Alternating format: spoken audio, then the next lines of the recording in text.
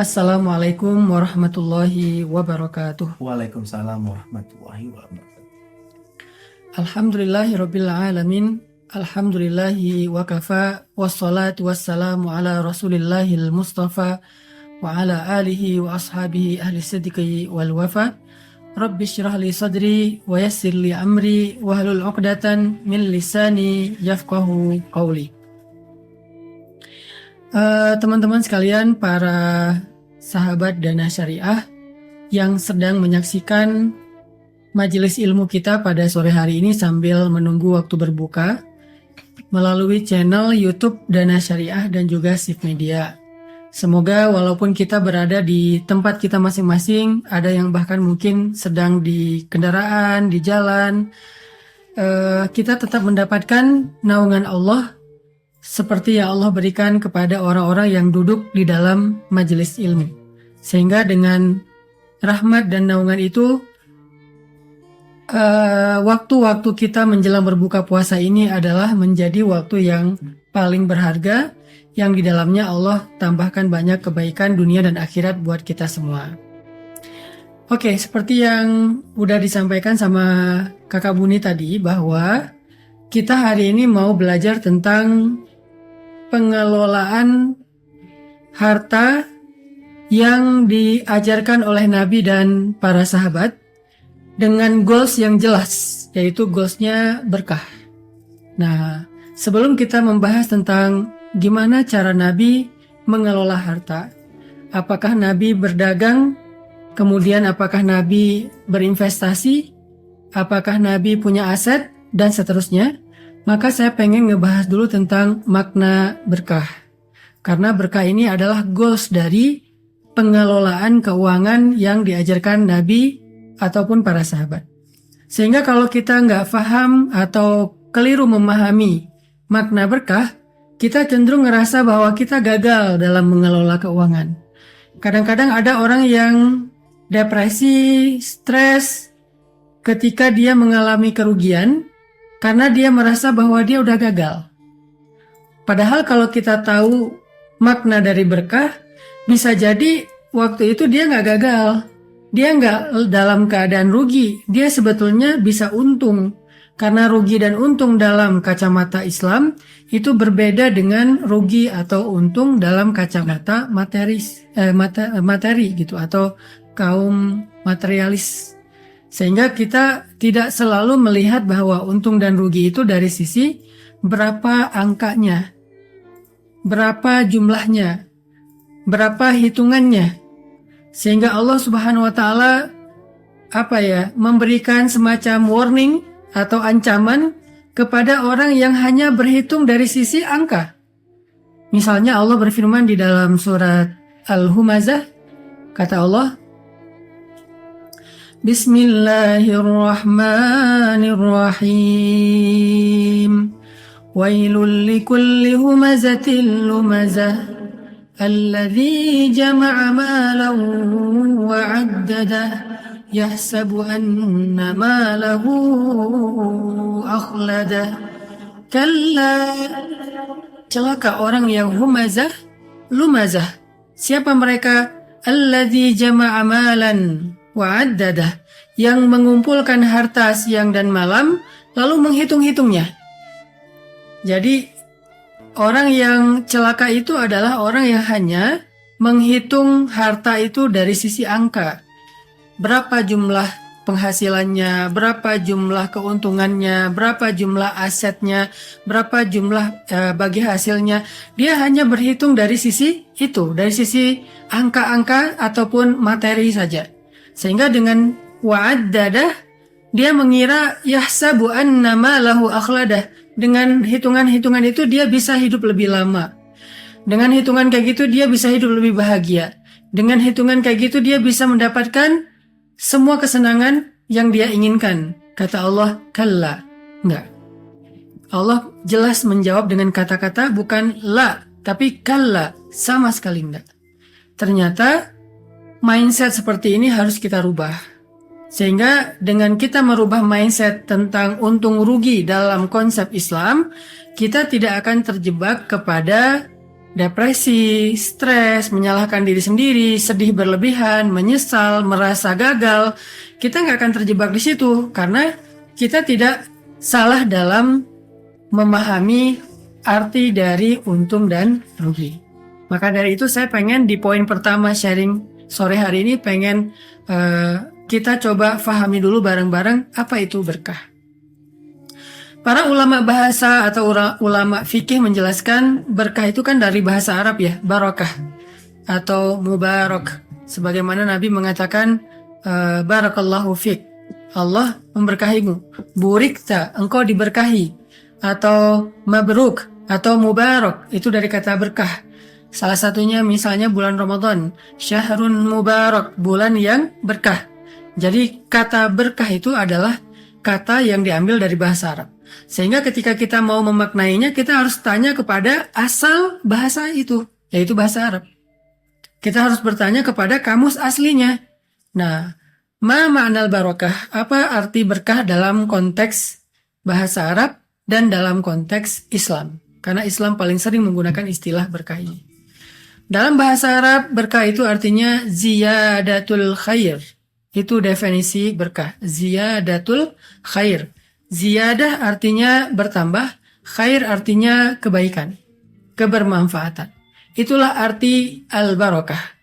Sehingga ketika kita belajar mengelola keuangan atau belajar untuk memanage finansial kita, memiliki sistem finansial yang syariah, mengelola keuangan secara lebih baik, maka yang jadi goals dari usaha kita itu adalah mendapatkan ziyadatul khair, bertambah kebermanfaatan atau bertambah kebaikan.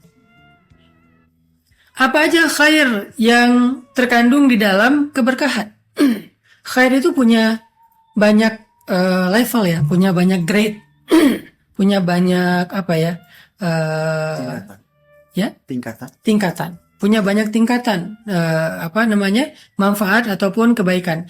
Tingkatan yang paling tinggi adalah yang disebut dengan khair, mendapatkan aidkun minan nar, terbebas dari api neraka. Itu khair yang paling tinggi. Itu adalah keuntungan yang paling tinggi.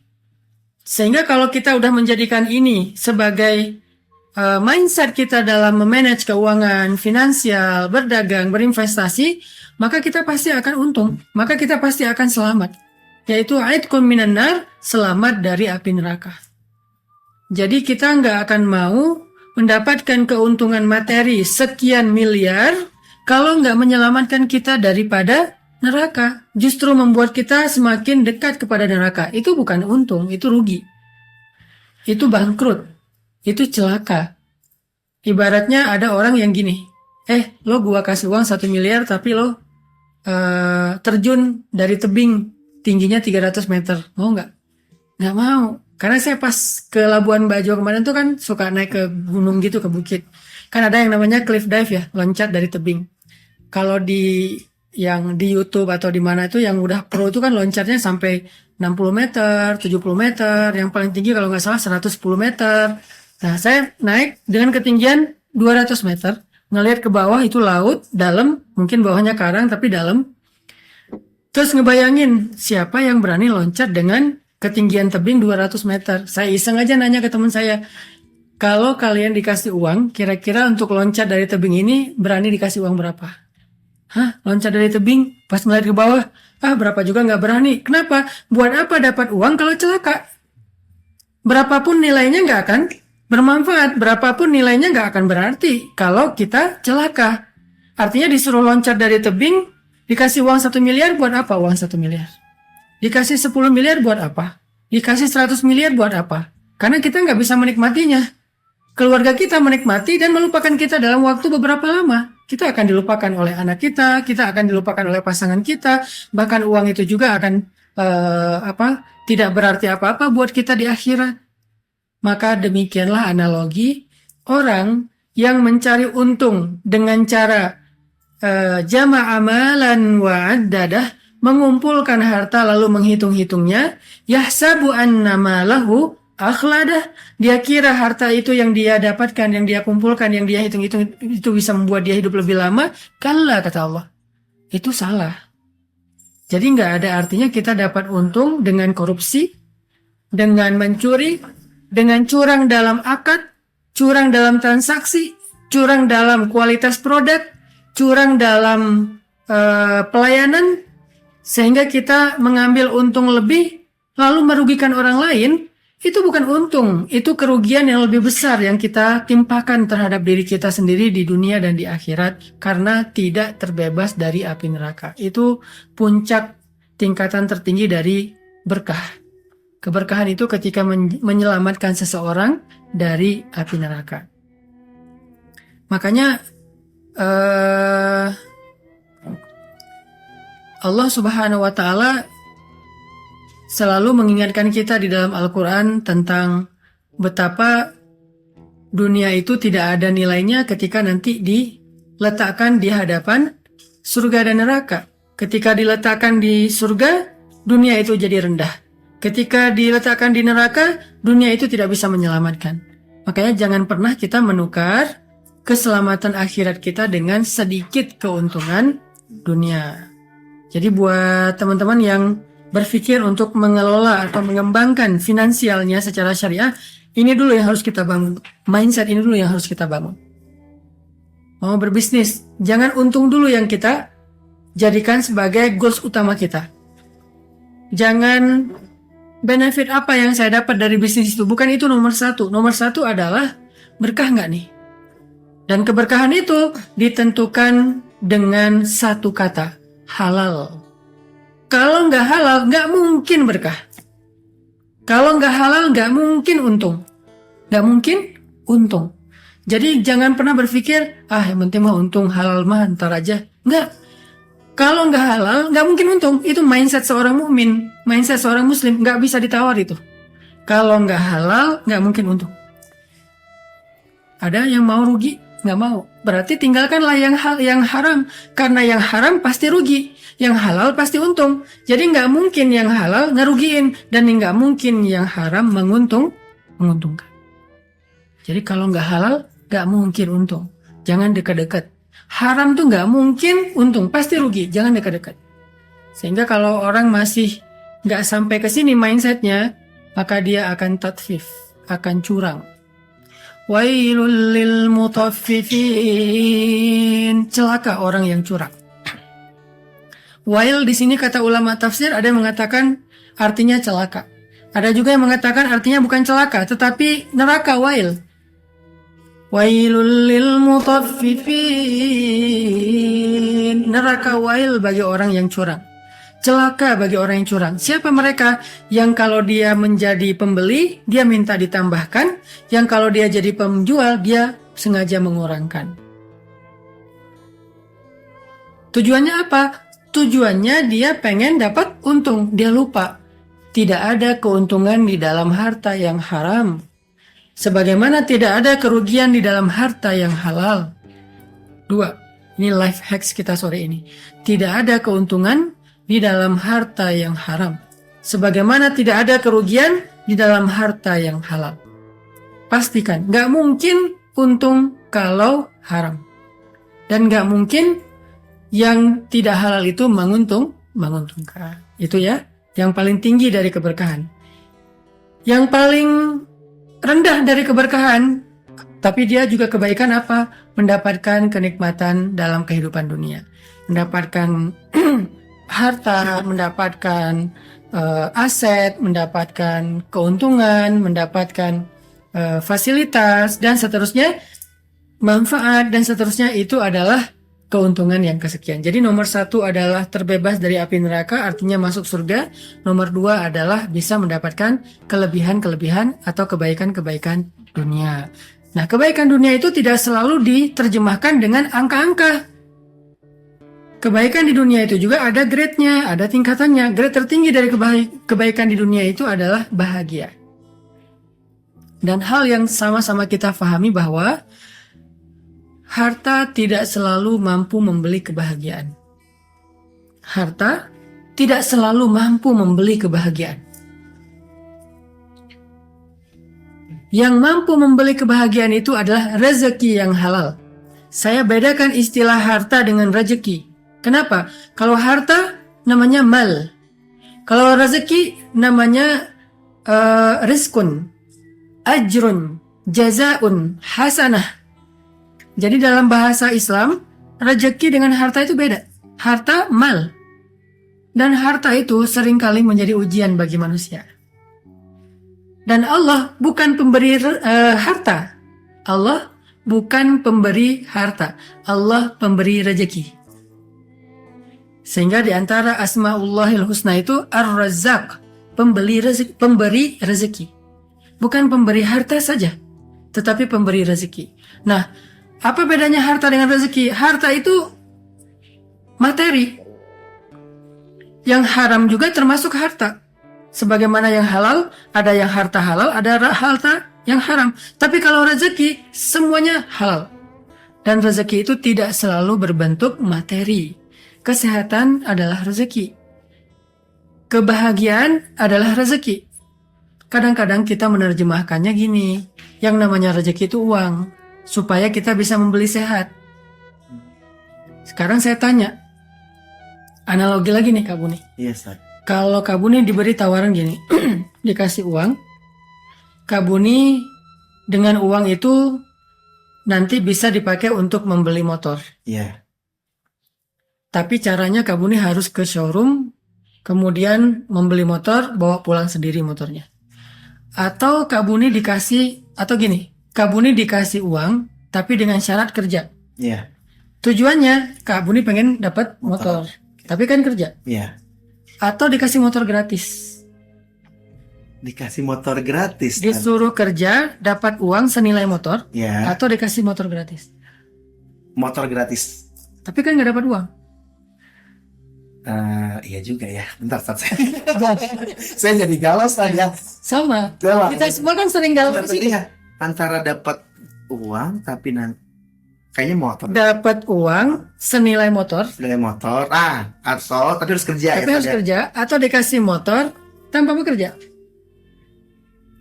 Mungkin lebih membutuhkan yang tanpa kerja itu ya, Ustaz, ya. Nah, tapi kan mindset kita pengen uangnya. Iya, betul. Padahal tujuan uang sama, pengen dapetin motor. Dalam hidup, tujuan uang buat apa?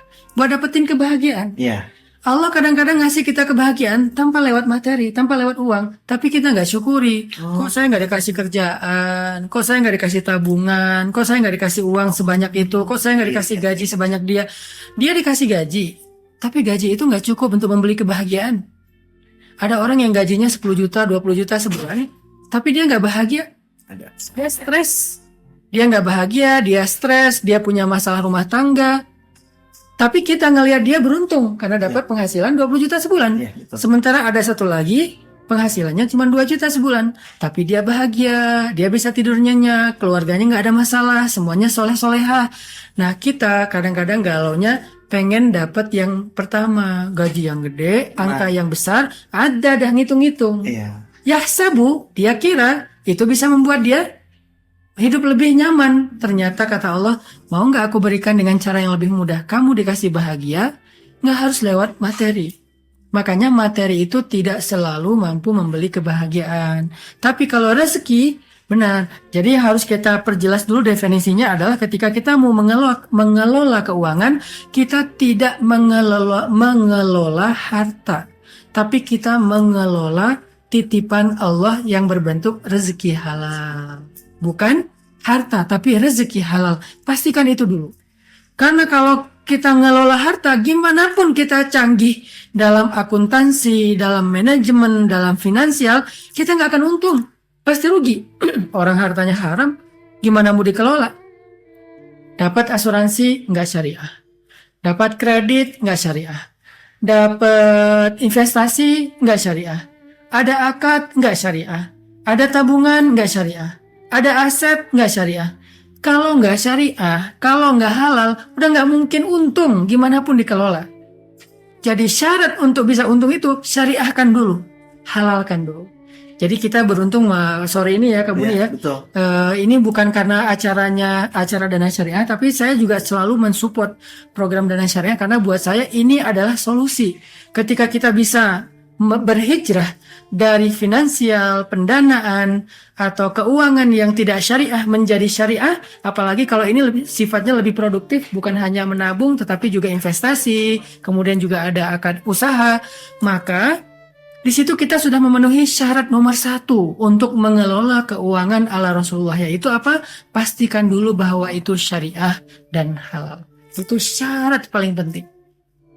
Kalau udah syariat dan halal, bukan kita yang ngelola, tapi Allah. Bukan kita, karena manajemennya itu bukan dari kita. Kita tinggal ngikutin aja SOP yang udah Allah tetapkan di dalam Al-Quran, di dalam hadis, di dalam fikih, di dalam sunnah. Kita tinggal ikutin aja. Jadi orang tuh susah apa ya bikin sistem keuangan, sistem finansial, sistem manajemen, karena dia nggak percaya sama Allah. Gimana caranya kalau akadnya kayak gini? Gimana kalau transaksinya kayak gini? Gimana kalau investasinya kayak gini? Tujuannya apa sih? Biar dapat untung lebih kan? Padahal untungnya nggak halal. Kalau nggak halal namanya bukan untung. Namanya rugi. Namanya celaka. Namanya beban. Nah, terus gimana biar kita dapat untung yang beneran? Udah aja percaya sama Allah. Allah sebaik-baik pengelola keuangan. Allah itu sebaik-baik pengelola keuangan. Allah itu sebaik-baik yang menyimpan harta kita. Allah itu sebaik-baik yang menyalurkan harta kita. Allah itu sebaik-baik yang mengembangkan harta kita. Sehingga kita percaya kepada Allah dengan ya udah saya pakai sistem keuangan syariah. Kan sistem finansial, manajemen, pencatatan, akuntansi, sistem bendahara kan itu banyak ya. Ada yang online, ada yang nggak online. Kita coba ini bayar, kita coba itu bayar sekian supaya keuangan kita bagus. Kita lupa ada sistem yang gratis, tapi dijamin berkah, bertambah kebaikan, menguntungkan, yaitu sistem syariah. Yang kita nggak perlu ngulik, kita tinggal baca, belajar fikihnya, lalu kita ikutin aja, pasti untung tuh. Nah itulah yang menjadi syarat nomor 1. Syariahkan finansial kita.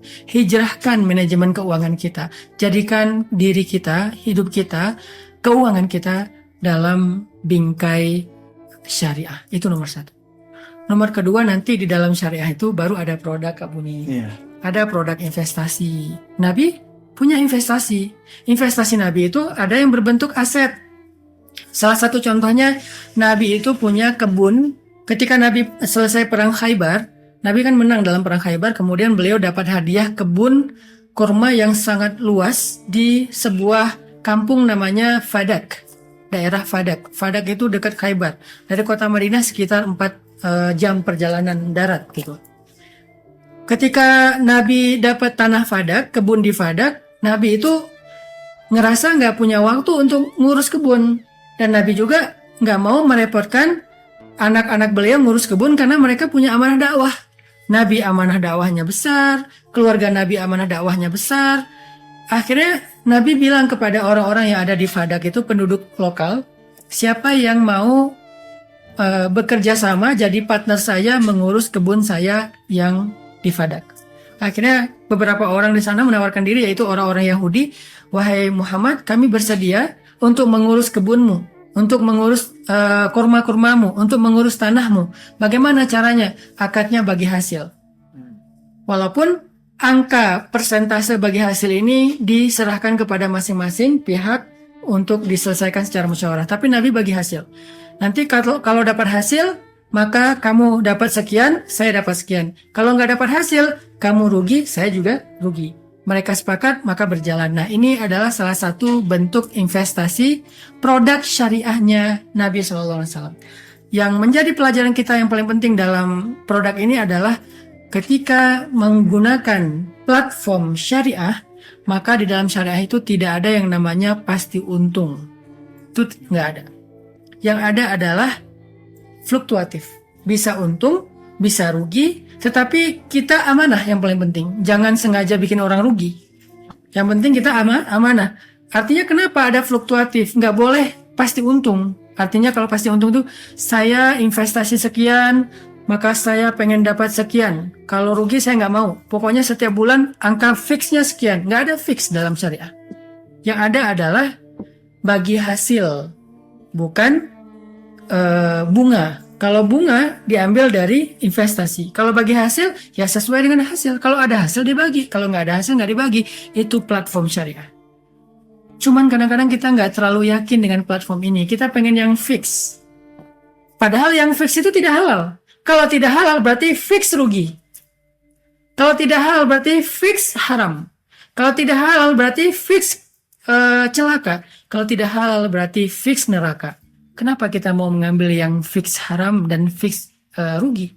Sementara ada yang halal, insya Allah fix berkah. Walaupun secara nominal, balik lagi ke angka-angka tadi, dia fluktuatif. Makanya jangan lihat angka dulu.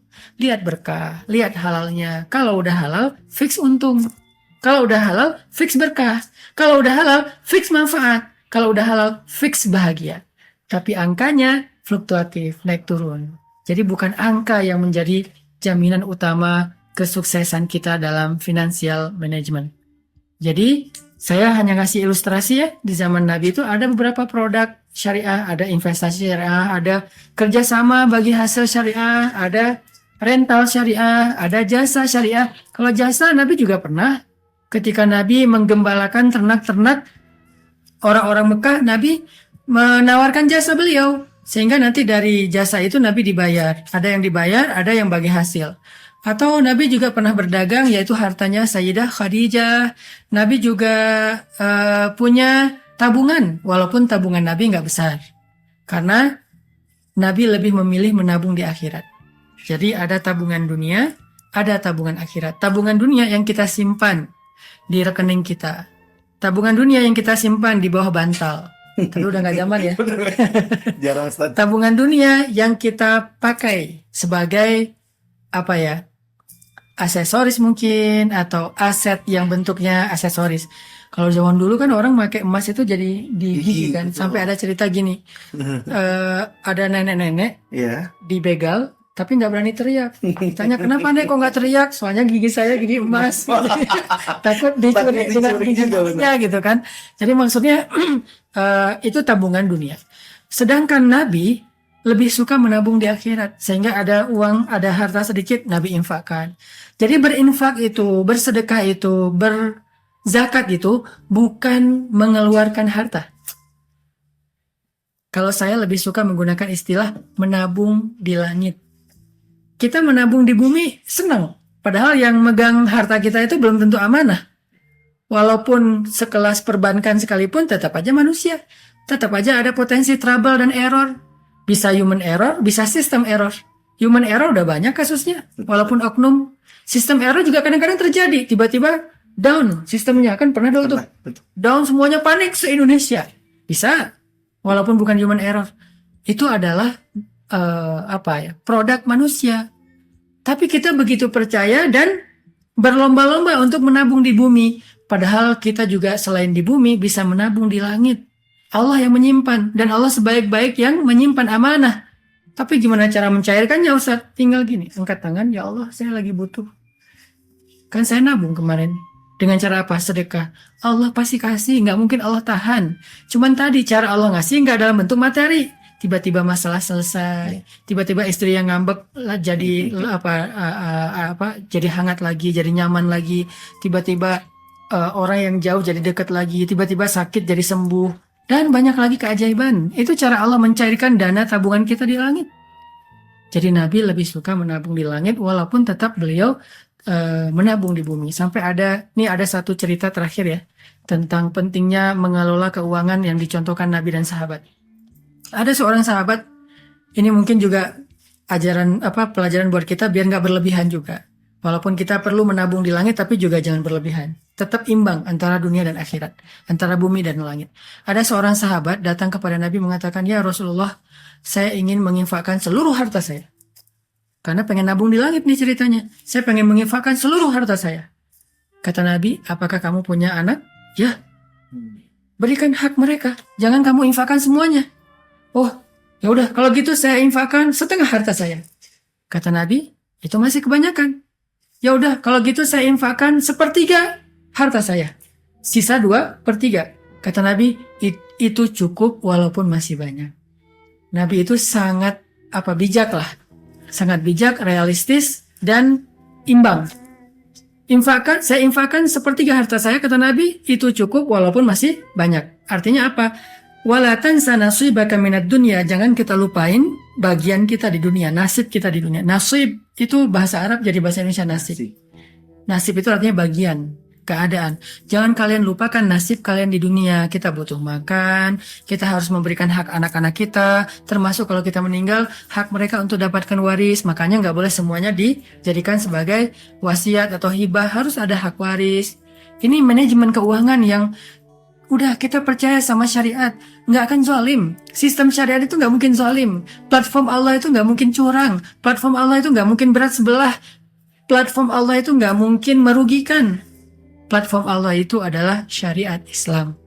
Inilah beberapa contoh ilustrasi dan kisah-kisah inspirasi tentang pengelolaan uang.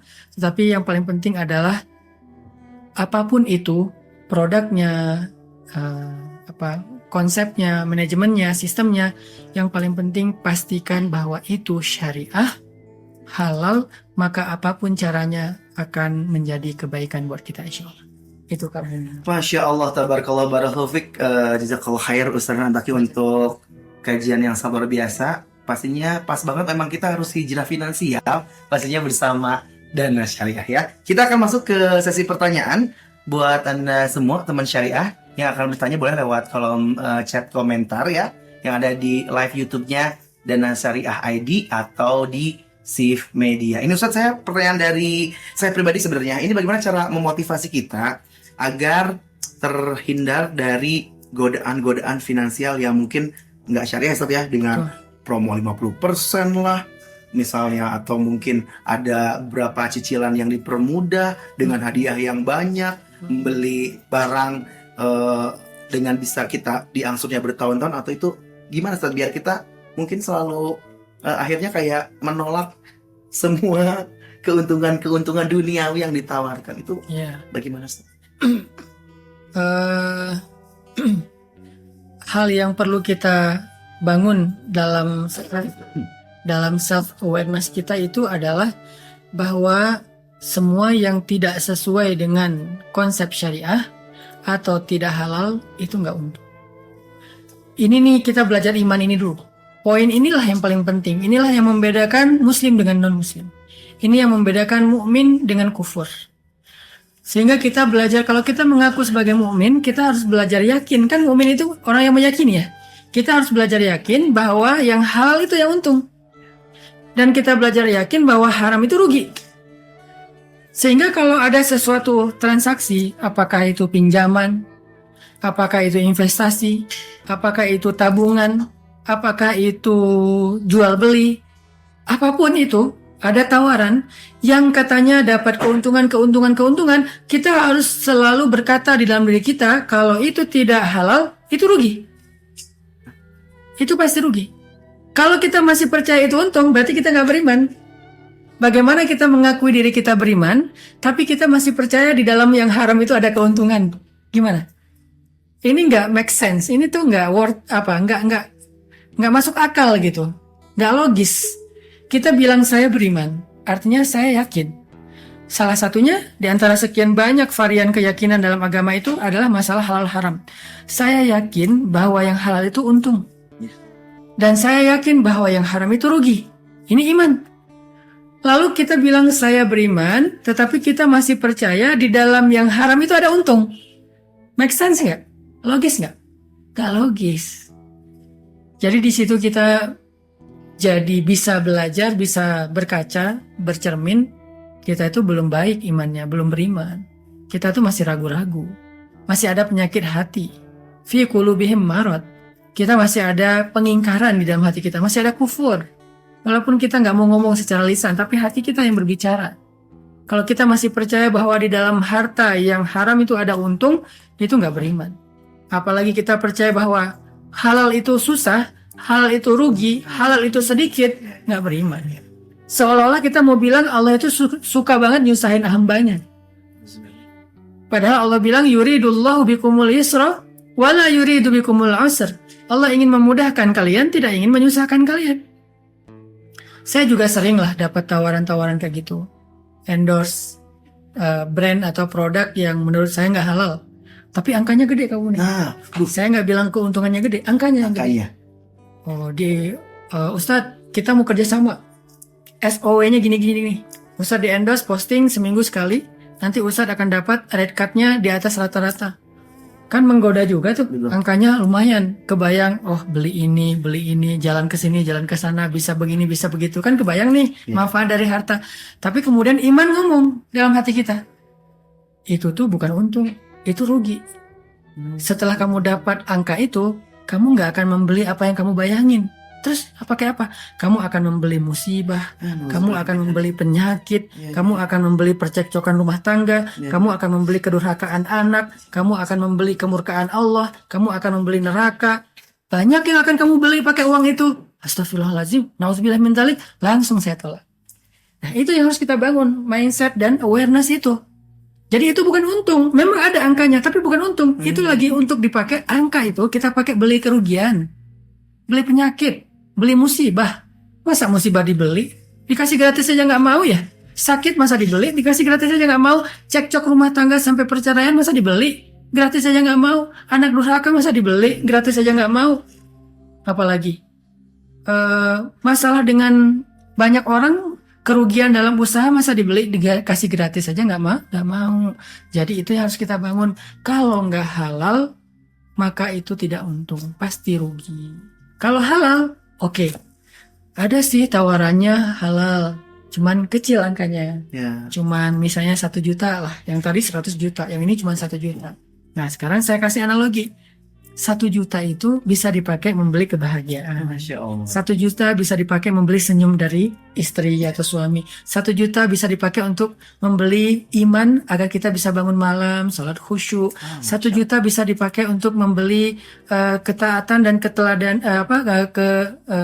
baktinya anak-anak. 1 juta bisa dipakai untuk membeli ampunan dosa. 1 juta bisa dipakai untuk membeli rahmat Allah. 1 juta bisa dipakai untuk membeli surga. Karena itu Allah murahkan. Murahkan dengan cara transaksi halal. Allah itu maha pemurah, Rahman. Tapi Allah mahalkan dengan transaksi haram. Surga itu nggak akan kebeli dengan harta haram, nggak akan kebeli. Walaupun kita punya dunia dan seisinya nggak akan kebeli surga itu. Tapi kebeli dengan harta yang halal, walaupun murah. Surga itu jadi murah kalau pakai harta yang halal, tapi mahal banget sampai nggak kebeli kalau pakai harta yang haram. Itu yang harus kita bangun. Mindset ini tuh penting banget sebagai basicnya finansial syariah. Nggak usah deh ngomongin fikih dulu. Belajar iman dulu deh. Belajar iman. Tawarannya banyak. Kita dulu di Pemuda Hijrah pernah ada tawaran juga ketika bikin ngabuburit ya, kamu nih ya. Ada tawaran sponsornya dari brand tertentu misalnya. Makanan atau minuman yang nggak halal. Nggak mau saya, walaupun angkanya lumayan tuh untuk menutupi biaya produksi. Jadi produksi udah aman. Jadi kalau misalnya nanti ada sponsor tambahan, lumayan buat teman-teman yang berkhidmat, buat tambahan dakwah, buat transportasi. Enggak, saya bilang, enggak mau. Kenapa? Itu tuh bukan untung. Itu kita lagi dikasih uang sama syaitan, suruh beli yang tadi. Tolong ya, ini uang 500 juta misalnya. Terus buat apa? Tolong beli sakit, tolong beli musibah, tolong beli cekcok rumah tangga, tolong beli neraka, marahnya Allah, dan segala macam. Ngapain juga kita jadi kurirnya syaitan?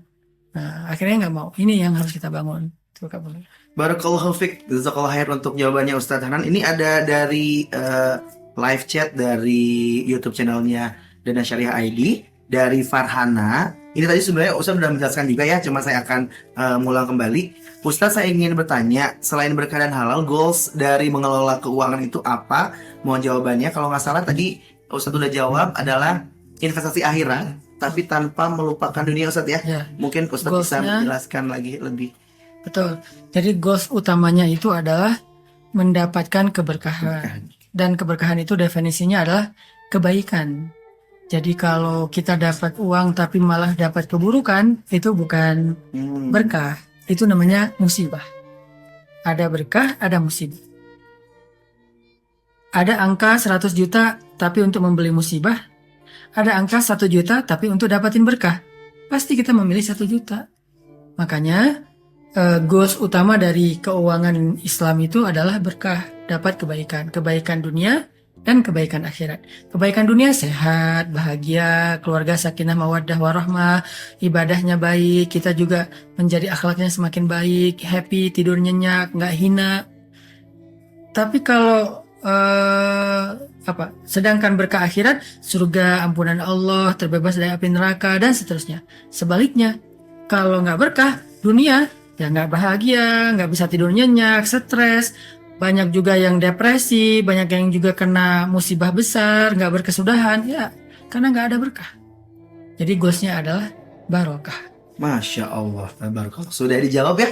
Dan selanjutnya ini ada pertanyaan dari Mutiah Musyafa. Ini Ustadz, ketika kita pengen bersedekah, tapi kita masih punya hutang nih, lebih penting yang mana yang harus didahulukan? Dahulukan yang wajib atas yang sunnah. Itu prinsipnya. Tetapi dalam prakteknya, kadang-kadang kondisinya gini. Dia punya cicilan, jadi hutangnya itu berbentuk cicilan sebetulnya, yang nggak mungkin bisa dia lunasin sekaligus. Misalnya gini, dia nyicil rumah secara konsep kredit syariah, kan ada ya kredit syariah.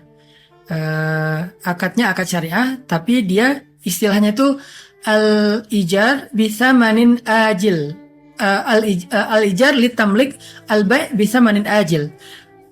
Mengontrak untuk jadi hak milik atau membeli dengan harga yang ditaksir sekian tahun ke depan. Itu kan syariah ya. Misalnya jual rumah. Harga rumah ini sekarang 1 miliar. Tapi dia bisa membayar 10 tahun. Maka dihargain harga rumah 10 tahun yang akan datang sekian. Maka itu namanya al-bai' bisa manin ajil, itu boleh. Atau ijar, dia ngontrak. Nanti setelah angka sekian jadi hak milik. Itu juga boleh. Nah, ini kan produk-produk syariah ya, di antara banyak produk yang mungkin bisa ditanyakan langsung nanti ke ahlinya. Intinya adalah kalau kondisinya kayak gitu, dia punya cicilan, dia juga nggak bisa bayar sampai lunas, tapi juga bulanannya udah ketutup. Setiap bulan dia punya penghasilan 10 juta, cicilannya 2 juta, ada kelebihan uang 8 juta, untuk kebutuhan sehari-hari 3 juta, masih ada kelebihan 5 juta. Nambahin cicilan nggak bisa, soalnya cicilannya emang 2 juta sebulan. Maka kalau ada kelebihan rezeki seperti ini, boleh dipakai sedekah. Yang nggak boleh tuh gini, dia punya tanggungan hutang yang harus dia lunasi bulan ini, tapi nggak dia lunasi, lebih dia pakai buat sedekah. Nah itu nggak boleh. Itu mendahulukan yang sunnah atas yang wajib. Tapi kalau yang kasus yang pertama tadi, enggak, karena emang cicilannya sudah dia lunasi. Cuman masih ada kelebihan, ya udah dia pakai sedekah sewajarnya, asal tidak berlebihan dan menyulitkan, maka itu boleh.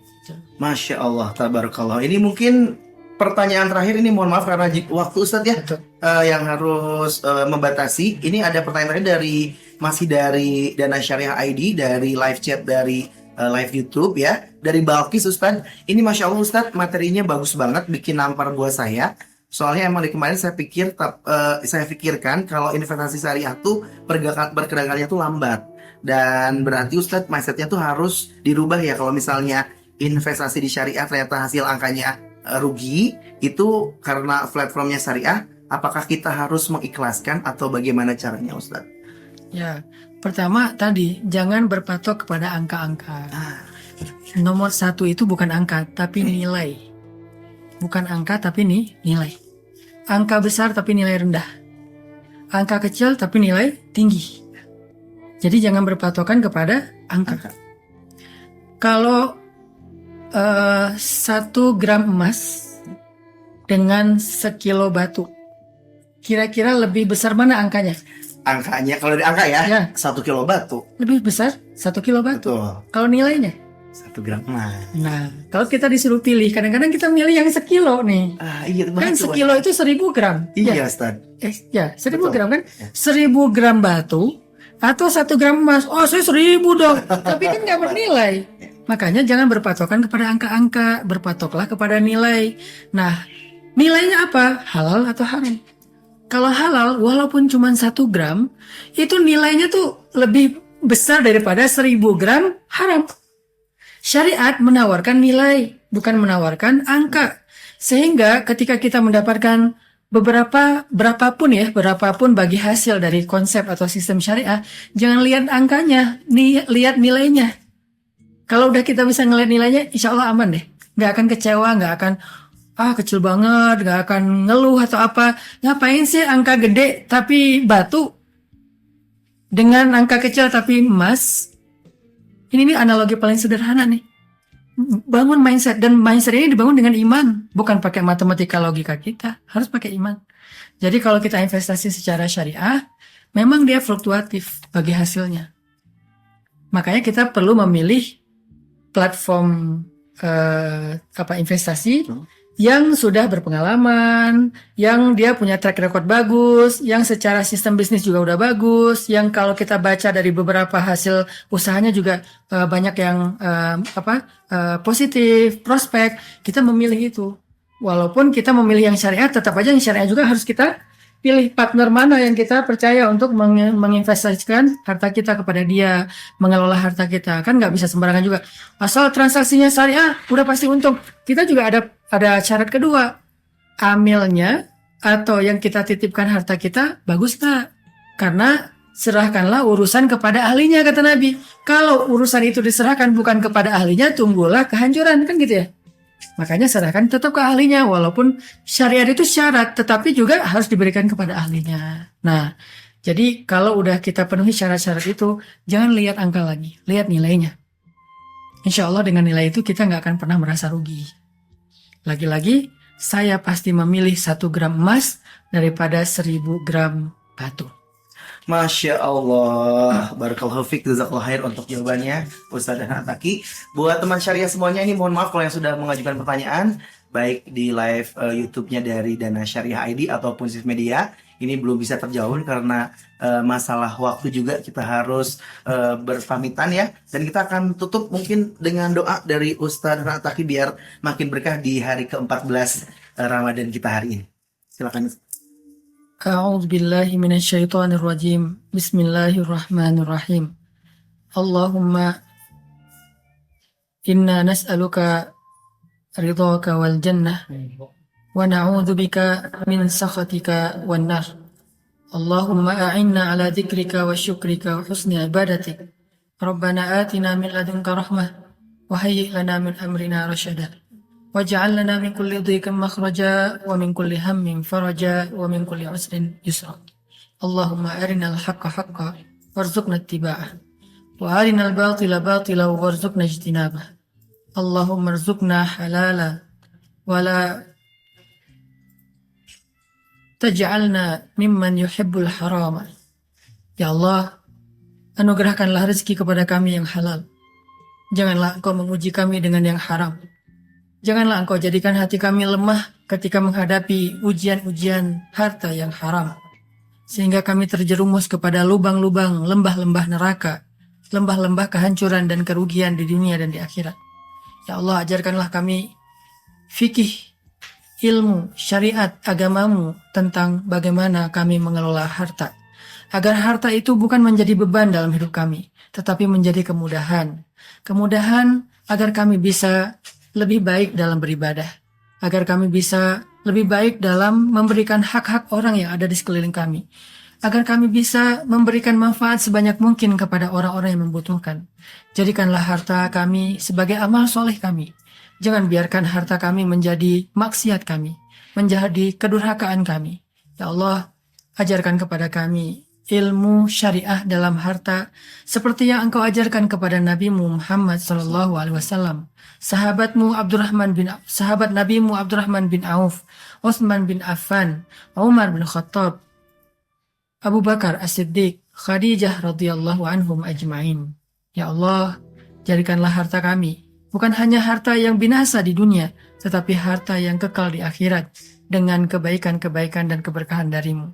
Ya Allah, jangan biarkan hati kami condong kepada yang haram, merasa suka dengan yang haram, merasa tertarik dengan yang haram. Kuatkanlah keyakinan di dalam hati kami bahwa di dalam yang haram itu pasti ada kecelakaan, kerugian. Dan di dalam sesuatu yang halal pasti ada keuntungan, kebaikan, keberkahan. Rabbana atina fid dunya hasanah wa fil akhirati hasanah wa qina adzabannar. Alhamdulillahi rabbil alamin.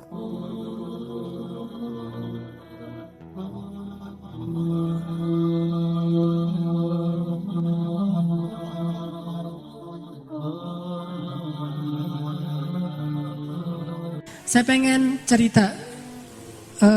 Ini cerita benar-benar saya alamin ya. Mudah-mudahan ini jadi makin bikin kita yakin. Hidup kita itu kan emang kalau kita melibatkan Allah tuh jadi mudah ya. Susahnya hidup kita itu karena kita jarang melibatkan Allah, kecuali udah mentok. Kalau dari awal kita nge-mention Allah dari awal itu apa? Bismillah. Di tengah-tengah kita masih terus nge-tag Allah. Ya hasbi Allah, la haula wala quwata illa billah, berdoanya ke Allah. Kalau kita ngelibatin Allah dari awal dalam hidup kita, pertama Allah akan kuatkan hati kita, kedua Allah akan bereskan urusan kita. Dan itu bukan cuma terjadi kepada Imam Ahmad bin Hambal yang saya pernah cerita. Bukan cuma pernah terjadi kepada Uwais Al-Qarani, tabi'in yang pernah saya cerita. Tapi juga terjadi kepada 3 teman saya. Yang satu anak Batam namanya Age, anak skateboard. Satu lagi anak Jakarta model namanya Agi. Satu lagi driver ojek online di Bandung. Ini 3-tiganya nih baru saya alami sekitar beberapa waktu yang lalu. Kalau yang ojek online sekitar sebulan yang lalu, kalau yang Agi baru 2 minggu yang lalu saya ngalamin. Apa ceritanya? Melibatkan Allah dalam semua harapan kita. Agi, anak Jakarta ini, pernah ikut kajian saya kayak gini di salah satu masjid di Maruya, di Kebun Jeruk, Jakarta. Terus pas ikut kajian itu dia bilang gini, ya Allah, saya pengen banget ketemu Ustadz Hanan langsung, tapi jangan di taklim, karena agak susah, terlalu rame. Saya pengen ketemu berdua dalam suasana yang lebih nyaman. Kabulkanlah ya Allah gitu. Selang seminggu kemudian setelah selesai acara itu, alhamdulillah qadarullah ombaknya lagi bagus di laut. Kan saya suka mantengin ombak tuh. Ada website namanya Surf Forecast kan. Forecast buat surfing. Jadi tahu ombaknya lagi berapa, seberapa baiknya untuk pakai untuk berselancar. Ombaknya lagi bagus nih. Ombaknya 2,5 meter, 2,5 meter. Terus anginnya pas gitu. Pergilah saya ke laut, daerah Jawa Barat namanya Batu Karas, spot surfing. Saya pergi ke sana nih. Agi yang tadinya di Jakarta, ternyata memang dia orang Batu Karas, tinggalnya di Jakarta. Jarang banget pulang ke Batu Karas. Nah seminggu kemudian setelah taklim, dia sakit.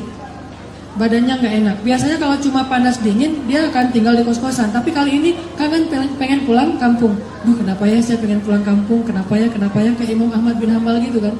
Kenapa ya saya pengen pulang kampung? Akhirnya dia putuskan pulang ke Batu Karas. Dan sampai di Batu Karas, hari pertama dia sampai ke rumah, temannya ngajak ke pantai, kita mandi yuk, kita berenang yuk gitu kata temannya. Yuk, padahal lagi nggak enak badan tuh, diajak berenang dia mau.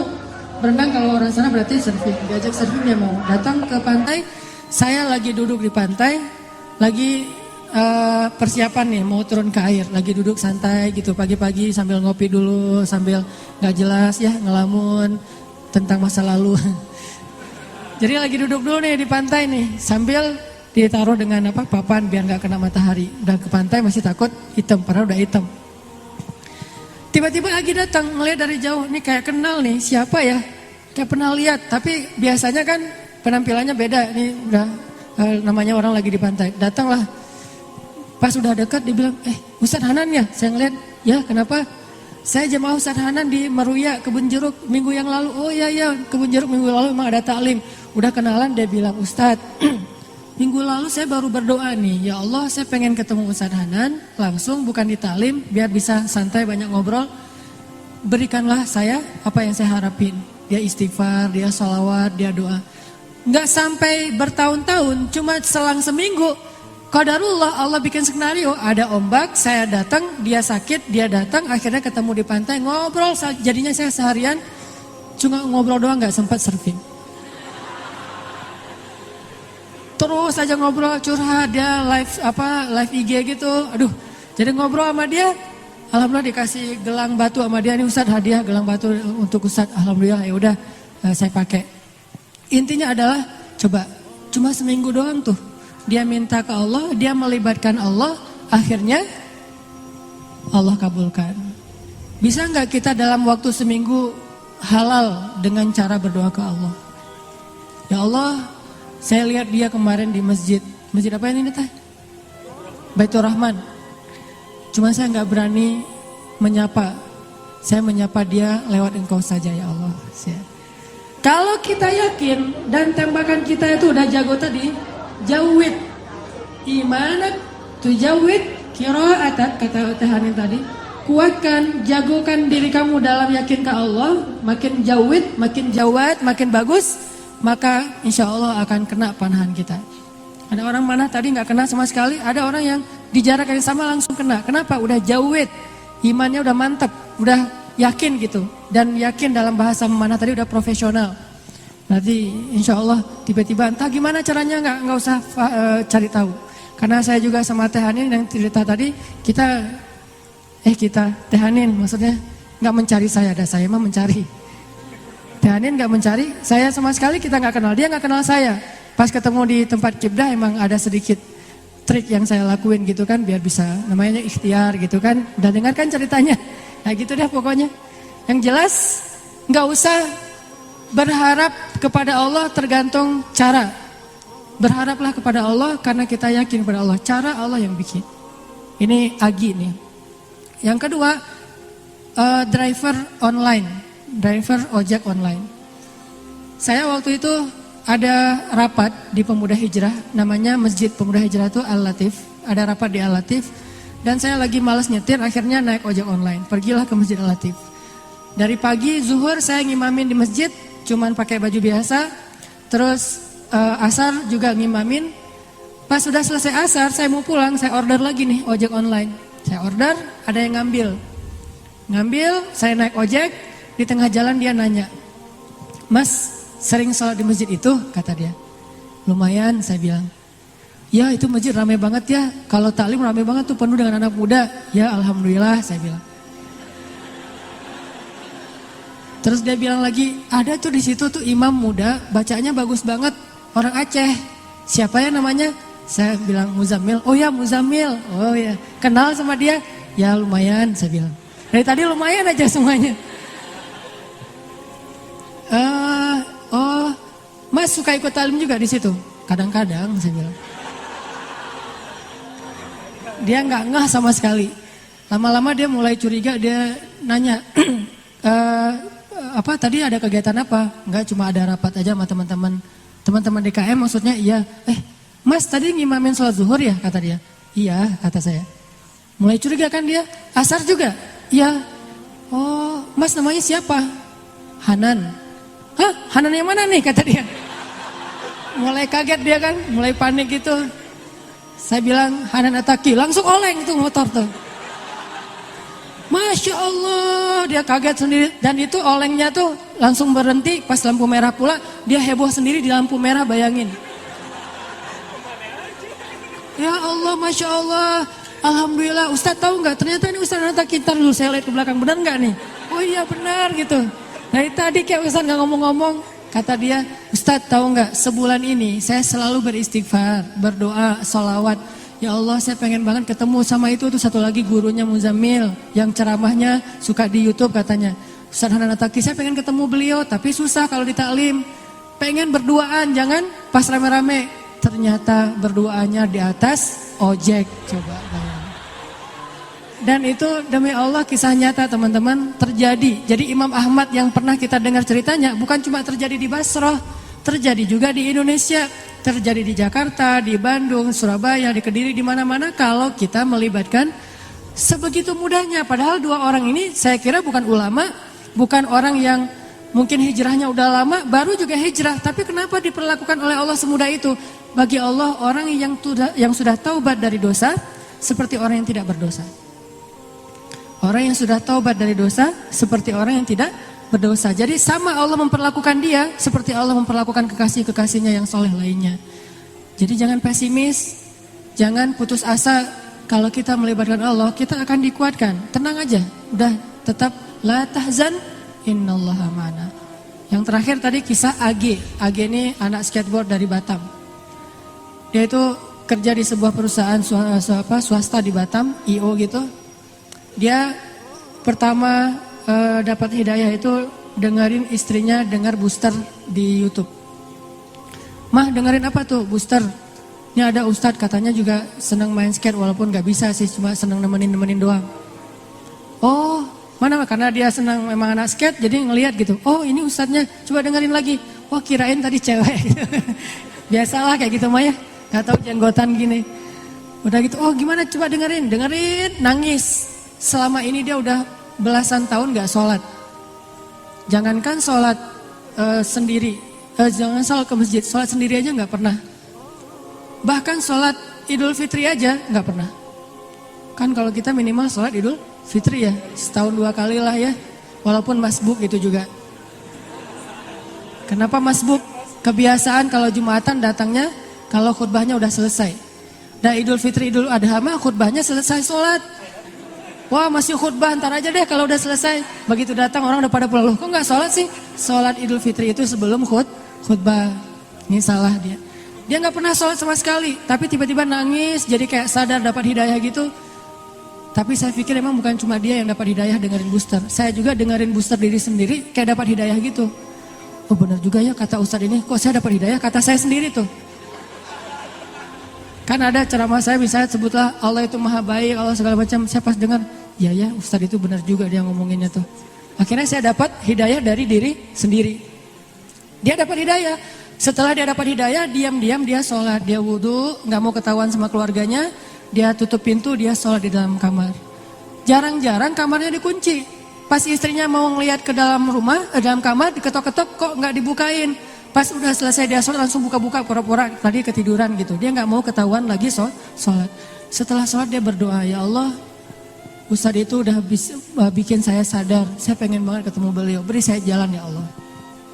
Hari dia berdoa, besoknya dia ketemu dengan atasannya, dia bilang, Pak boleh saya minta izin.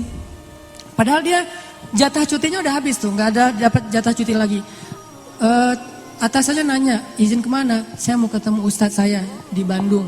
Ini orangnya, saya dengar booster dari dia, jadi saya sadar. Oh ya udah, kamu cuti sesuka kamu deh, kata atasannya. Dimudahin, butuh uang saku, dikasih uang saku, berangkat dia ke Bandung.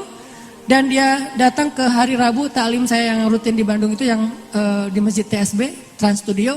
Ketemu langsung dengan saya dan alhamdulillah Ustadz, mudah banget ya kalau kita menuju ke Allah. Yang susah itu kalau kita menjauh dari Allah. Tapi kalau menuju ke Allah dipermudah, banyak banget urusan yang dipermudah. Saya malah dapat uang saku, saya malah dapat kayak bonus dari atasan saya. Keluarga saya alhamdulillah sekarang jadi lebih baik setelah saya berhijrah. Dan saya pengen ketemu dengan Ustadz, dimudahin banget. Ini lihat bukti. Bukan karena saya orang soleh, enggak. Kesolehan kita hanya Allah yang tahu. Tapi karena kita yakin sama Allah. Karena kita melibatkan Allah. Terus kenapa galau, kenapa khawatir, kenapa enggak tenang? Kalau kita bisa melibatkan yang maha kuasa dalam segala urusan kita. Jadi itu teman-teman, coba buktiin deh. Kalau teman-teman yang lain di tempat yang tadi saya ceritain udah membuktikan, kita pasti bisa lebih dari itu. Bukan hanya ketemu Ustadz, tapi juga ketemu dengan pasangan kita, menemukan rezeki yang halal untuk kita, apapun kebaikan. Tinggal, ya Allah, saya pengen nikah, beri saya jalan. Udah gitu, lihat keajaiban terjadi dalam hidup kita. Kalau enggak juga, enggak ada sia-sianya berdoa kepada Allah. Makanya saya bilang kalau berdoa tuh jangan yang tanggung, yang mantap sekalian. Ya Allah, kalau mobil ya Allah saya pengen Alphard. Penghasilan kita kecil, tapi pengennya Alphard. Emang sia-sia? Enggak. Kalau enggak dikasih Alphard di dunia, dikasih Alphard di akhirat. Kan Allah pasti mengabulkan doa kan? Pasti itu. Kalau enggak dikabulkan di dunia, dikabulkan di akhirat. Bangun dari kubur tiba-tiba lewat Alphard, berhenti depan kita. Ini mobil siapa? Ayo kita ke Padang Mahsyar lewat pakai Alphard gitu. Udah ada drivernya. Mereknya bukan Toyota tapi mereknya Cahaya. Merek baru nih, belum dijual di Indonesia. Mereknya Cahaya, kendaraan Cahaya yang lebih nyaman adalah Alphard. Jalan ke Padang Mahsyar. Kenapa saya dapat kendaraan ini ya Allah? Karena dulu kamu pengen banget punya mobil Alphard di dunia, tapi aku tidak memberikannya di dunia karena itu tidak baik untuk kamu, tapi aku berikan di akhirat. Apa sia-sianya berdoa kepada Allah? Jadi tetap ar-raja ilallah, berharapnya hanya ke Allah dan itulah obat untuk segala kegalauan.